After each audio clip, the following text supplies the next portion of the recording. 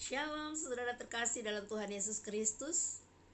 Pada malam hari ini saya ingin menyaksikan pertemuan saya dengan Tuhan Yesus, di mana merupakan titik awal dari keterbukaan hati saya menerima Tuhan Yesus sebagai Tuhan dan Juru Selamat saya. Dan saya minta maaf sekali jika kesaksian saya ini mengundang rasa tidak enak di hati bapak-bapak dan ibu-ibu sekalian yang mendengarkan atau menonton video saya ini. Tetapi maksud hati saya di dalam kesaksian saya secara pribadi ini bukan untuk meninggikan nama saya ataupun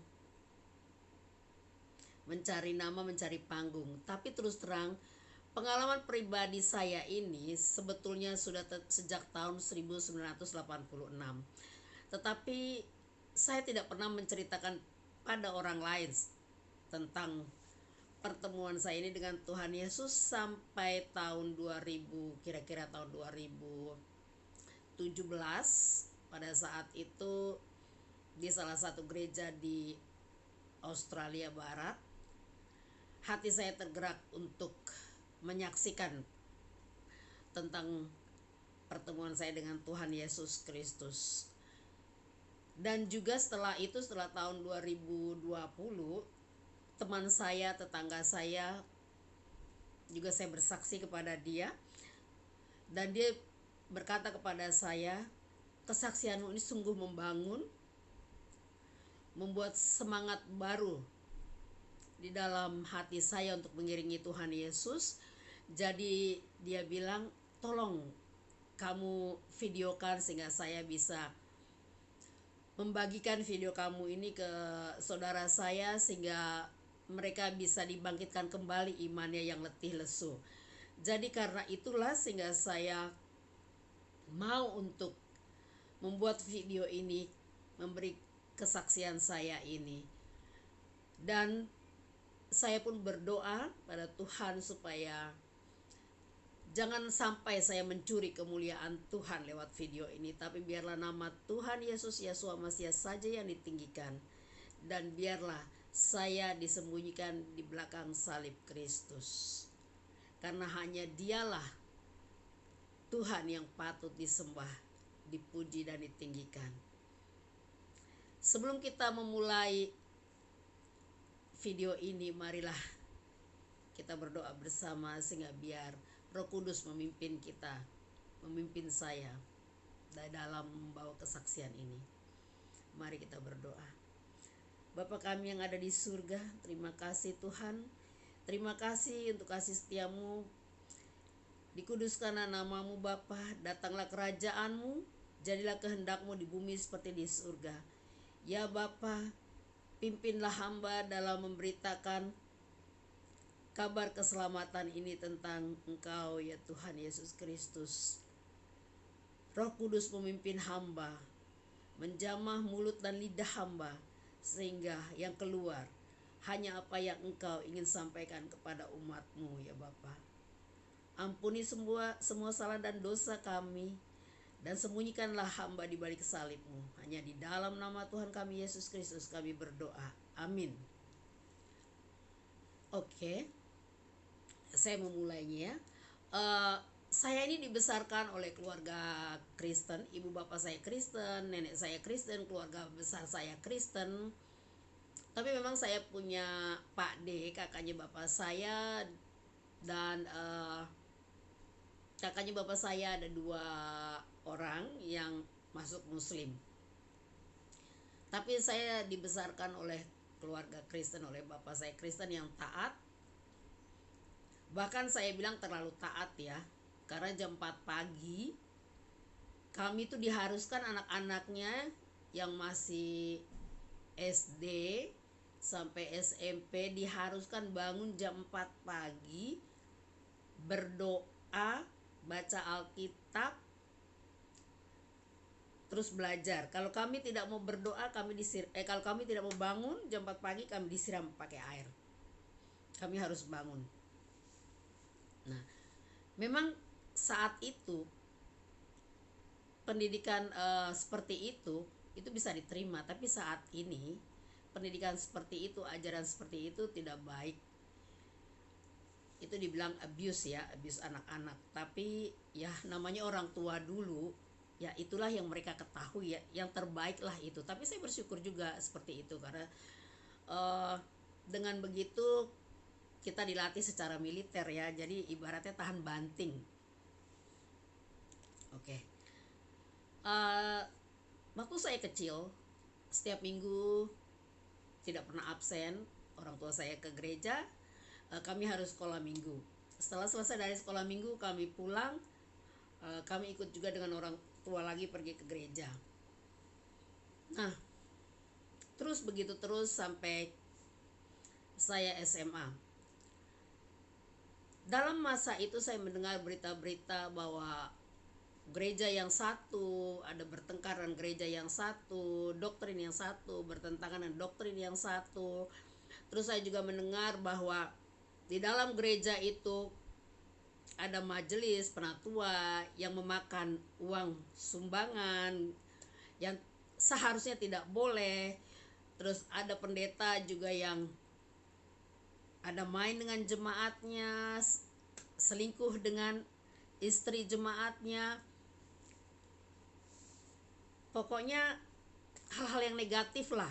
Sehingga saya saat itu secara pikiran anak yang baru umur belasan tahun, saya berpikir, kok agama Kristen seperti ini ya? Kok kayaknya gak menunjukkan kebersihan, kesucian yang seharusnya gitu loh, menurut pikiran anak yang umur belasan tahun saat itu, bukan saat ini ya. Nah, terus saya lihat juga pada saat perjamuan kudus, anak-anak gak serius, mereka mempermainkan perjamuan kudus. Dia pikir wine segini nih gak cukup untuk saya, gak membuat mabok begitu loh. Jadi di situ saya melihat lagi, ya itulah sebenarnya ya anak-anak teenager saat itu dia hanya melihat ya. Pada saat itu saya lihat kok seperti ini ya agama Kristen ya gitu loh.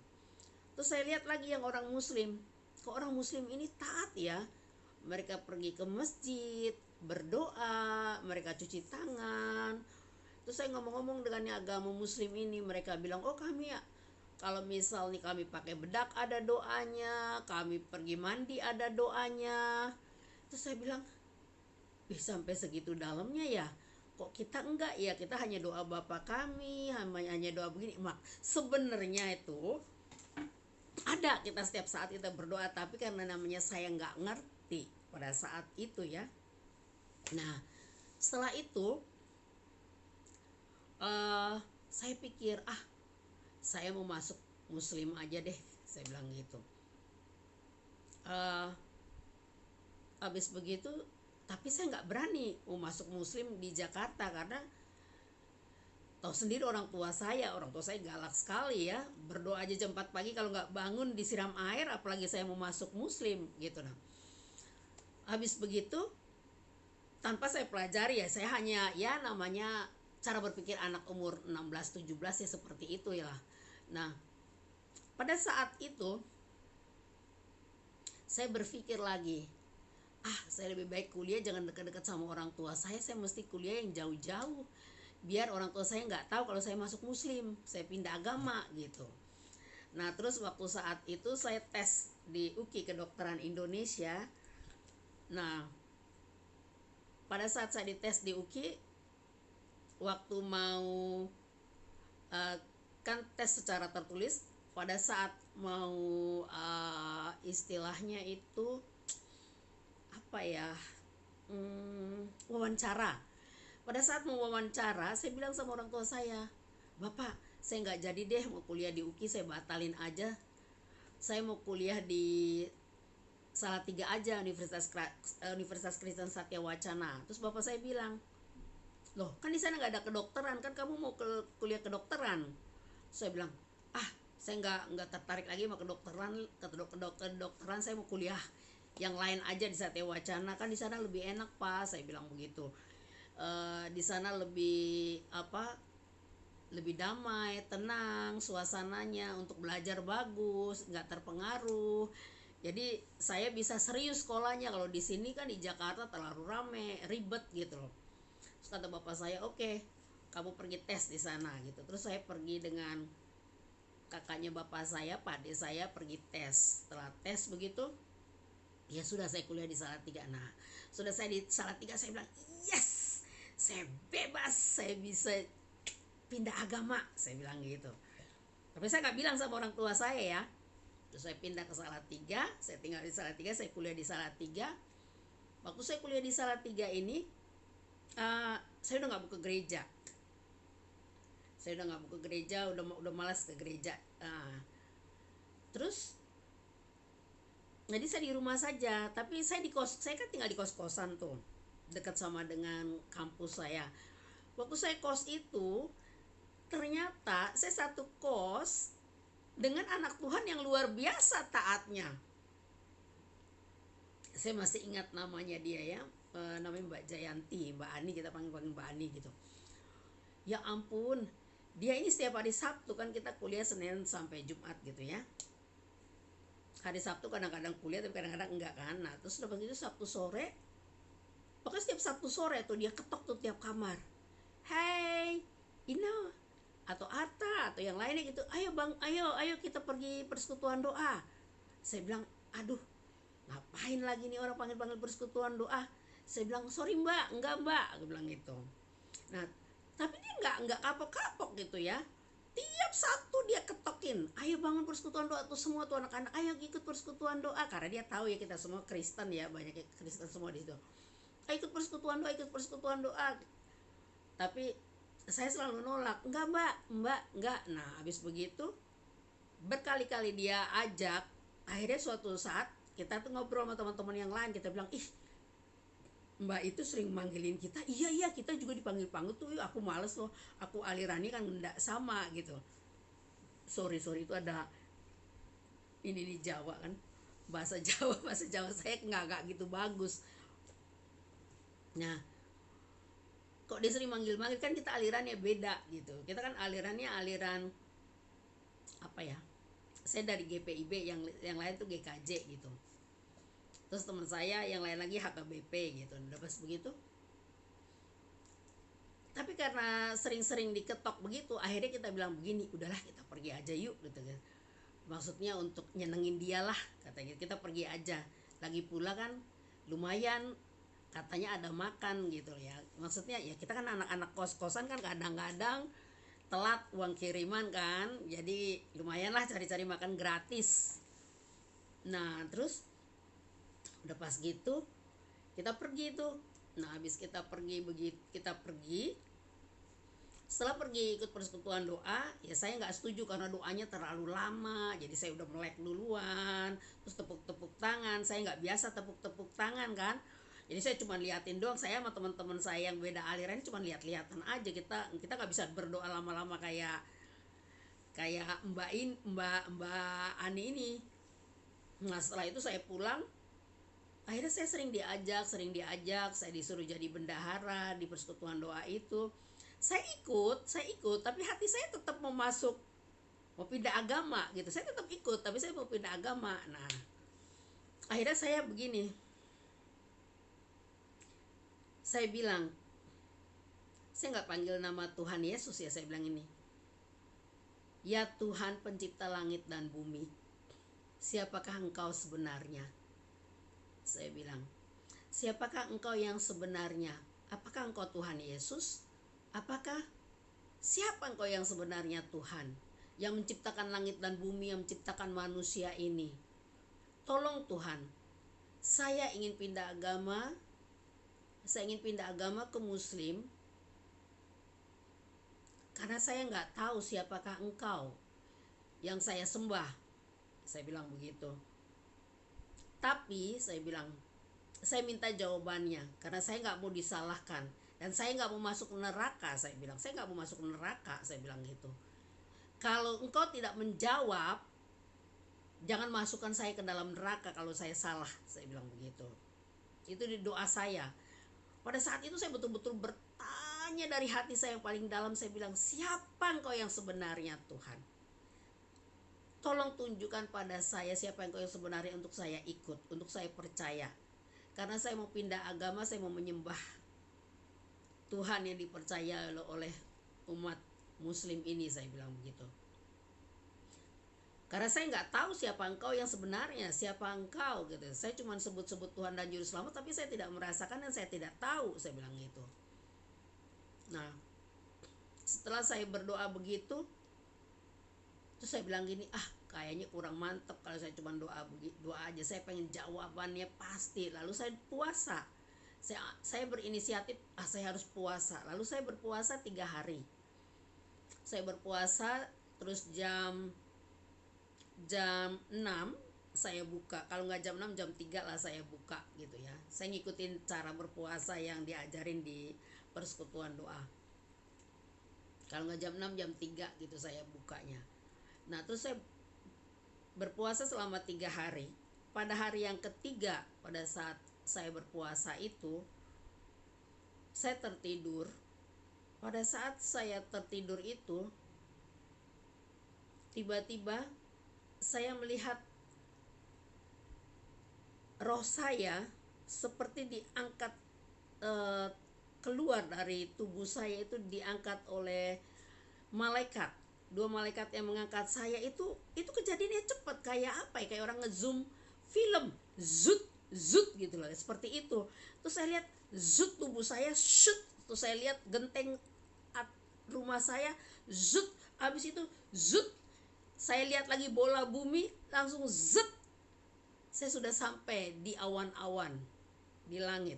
Saya sudah sampai di langit itu, saya lihat awan-awan ya, saya lihat awan-awan gitu. Terus saya lihat di langit itu ada bangunan. Pertama saya lihat bangunan seperti bangunan masjid, lalu di sebelahnya bangunan gereja, di sebelahnya lagi bangunan Buddha, di sebelahnya lagi bangunan Hindu. Nah, terus saya melihat lagi di bangunan masjid ini tidak ada siapa-siapa di dalamnya. Terus saya lihat di bangunan gereja ini, dan gereja itu tidak ada macam-macam, hanya satu. Tidak ada Katolik, tidak ada Pentakosta, tidak ada apa yang 7 hari ini,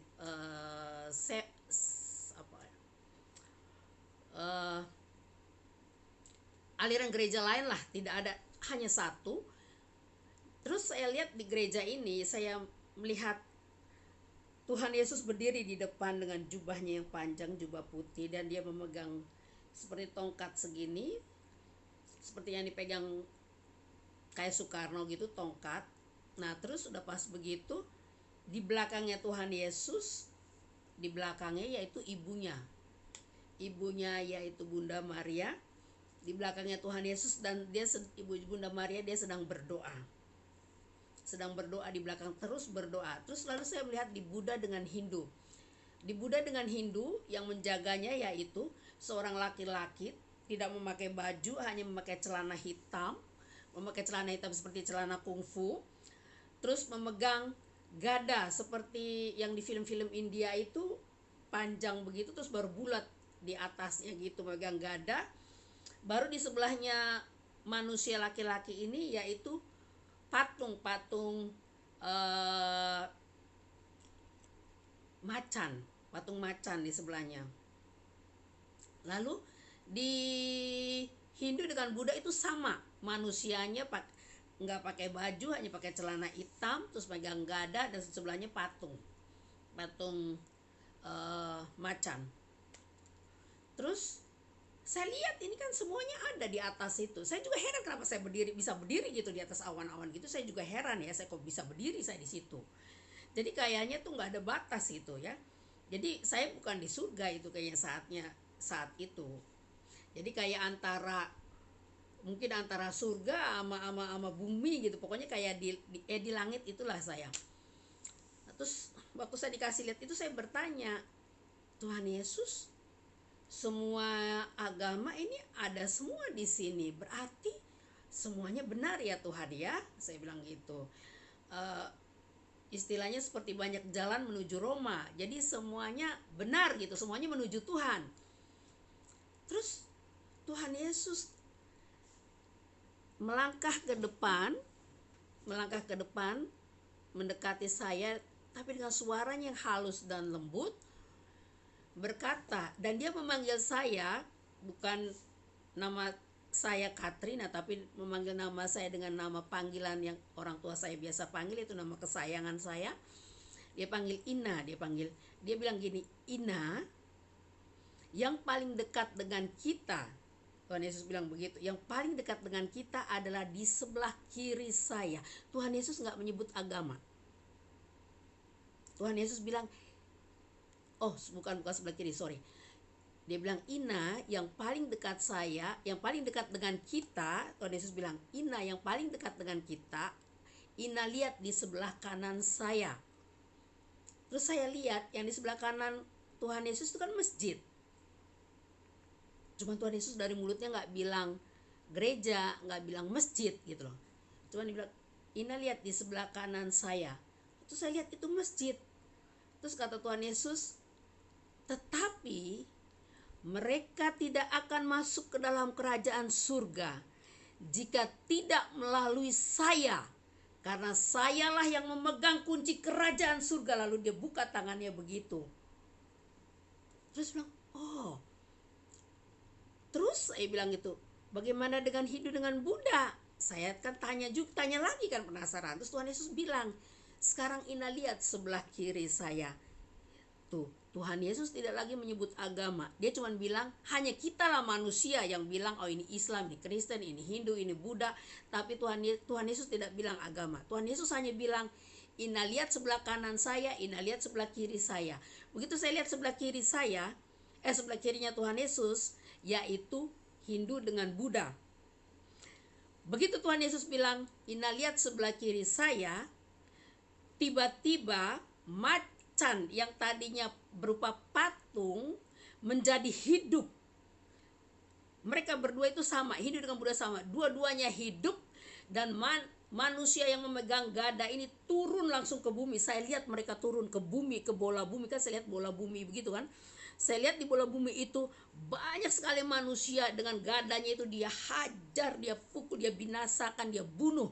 Terus ini macan juga saya lihat dia menerkam, merobek ini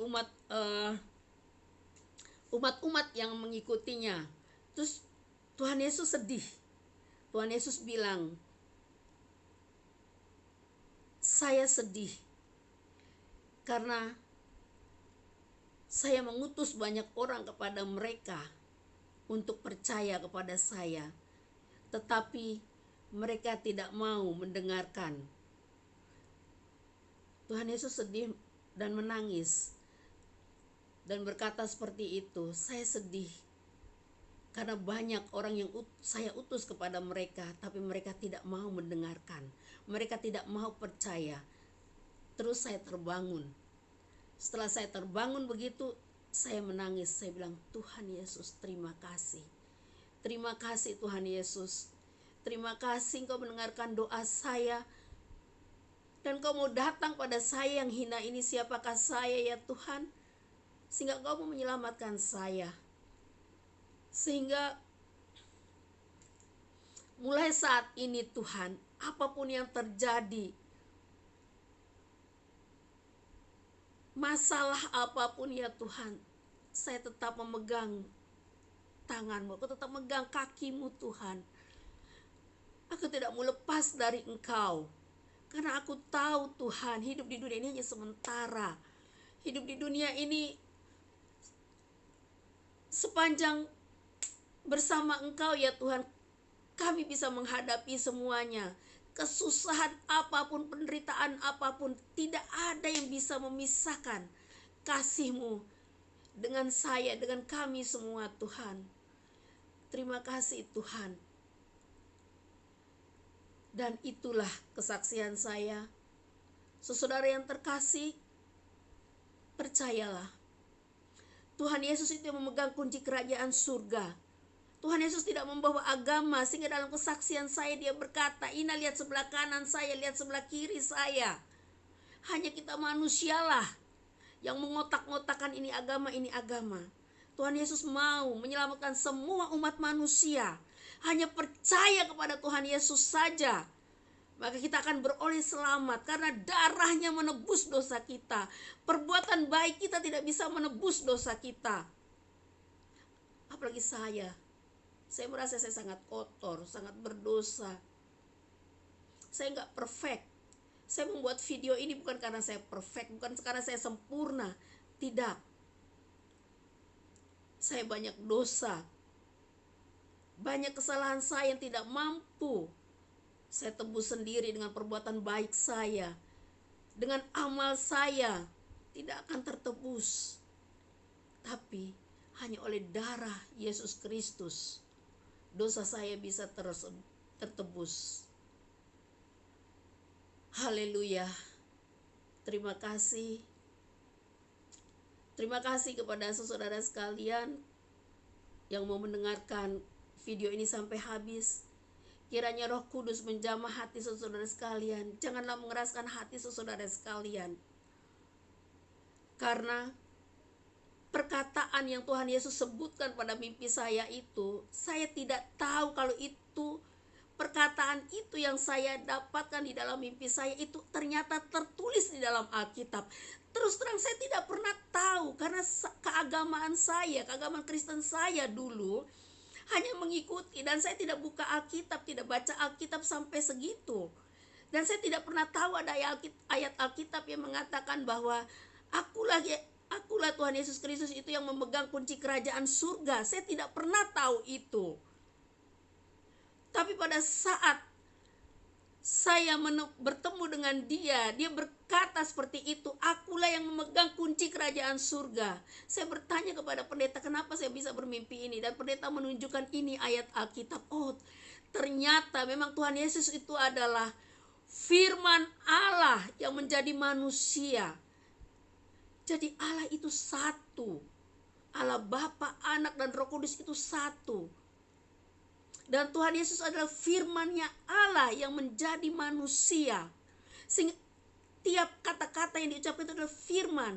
Dan itu saya kaget pada saat itu waktu pendeta itu menunjukkan apa yang disebutkan oleh Tuhan Yesus di mimpi itu adalah tertulis di dalam Alkitab.